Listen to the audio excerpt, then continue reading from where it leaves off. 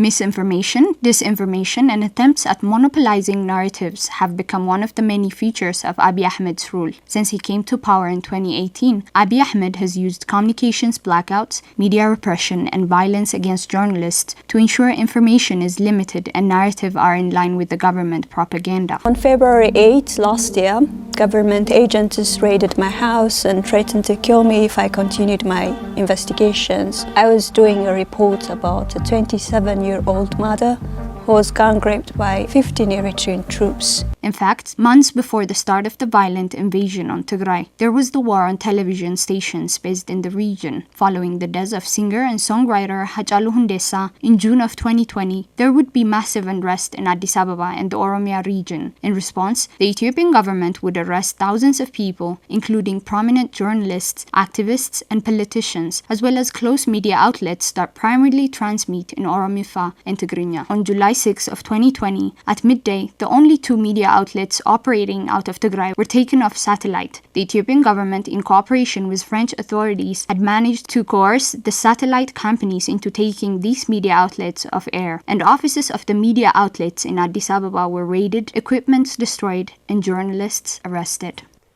አትኩሮቱ ለሚዳታት ናይ ኦኤምኤን ጋዜጠኛታት ተኣሲሮም እዮም ለሎ ንብረት ናትና ኣብ ፌደራል ንብረት ንብረት ንከይኽፈት ተገይሩ ሚዲያታት ተዓጽዩ.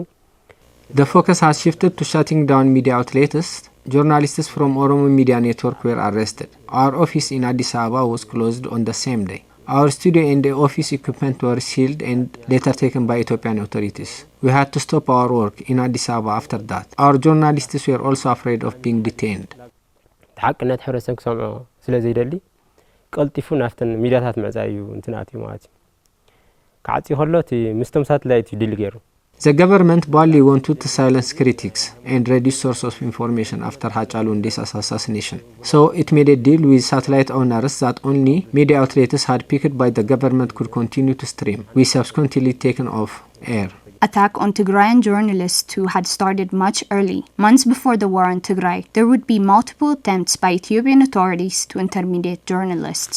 ዳዊት ከበደ ኣብ ቤንሻንጉል ተኣሲሩ ነይሩ. ቤንሻንጉል ተኣሲሩ እንደይ እንትን ነገር David Kabede was arrested in Benshangul. He was released after a lot of effort. In Afar, our journalists that had traveled to do coverage of nationalities, they were detained alongside their equipment. We lost a lot of equipment at the time. It wasn't just journalists that worked for Tigray television. They were also arrested journalists based on their identity and reporting.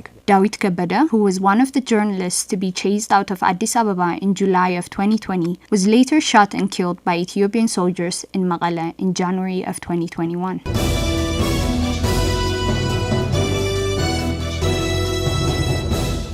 ሰላም ኩራትና ኩራን ተመልካቾቻችን Less than a day after the media outlets were taken off the air, they would manage to find an alternative satellite company and continue to air. After the start of the war on Tigray, the subsequent occupation of the region, media outlets would be the main target of distraction. Dimtsi Weyane was closed, its equipments completely looted, and its employees disbanded. Tigray television's equipments were also destroyed, and there would be possible talk of relocating the station to Addis Ababa to ensure narratives were in line with the Ethiopian government propaganda. After Tigrayan forces retook the capital, the Ethiopian government would continue attempts to jam the two stations. Even today, Waldai says it's a struggle to stay on air.